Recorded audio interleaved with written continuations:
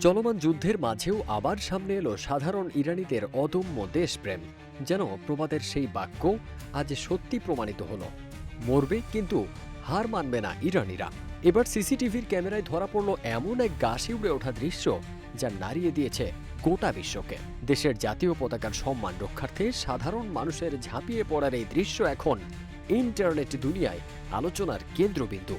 সামাজিক যোগাযোগ মাধ্যমে ছড়িয়ে পড়া একটি সিসিটিভি ফুটেজে দেখা যায় এক ব্যক্তি একটি দোকানের সামনে টাঙানো ইরানের জাতীয় পতাকাটি জোরপূর্বক টেনে ছিঁড়ে ফেলার চেষ্টা করছেন। পতাকা অবমাননার এই দৃশ্য সহ্য করতে পারেননি পাশেই থাকা এক যুবক। এ সময় পতাকাটি নিয়ে দুজনের মধ্যে শুরু হয় তীব্র হাতাহাতি। তরুণটি আপ্রাণ চেষ্টা করেন যেন পতাকার একটি অংশ মাটিতে না পড়ে। জাতীয় পতাকার প্রতি এই অকৃত্রিম ভালোবাসা উপস্থিত জনতাকে স্তম্ভিত করে দেয়। ঘটনার পরপরই আশপাশে থাকা জনতা ছুটে আসেন। এরপর ওই তরুণ অত্যন্ত সসম্মানে ধুলোবালি ঝেড়ে পতাকাটিকে স্থাপন করেন। এ সময় উপস্থিত জনতাকে দেশাত্মবোধক স্লোগান দিতে দেখা যায়।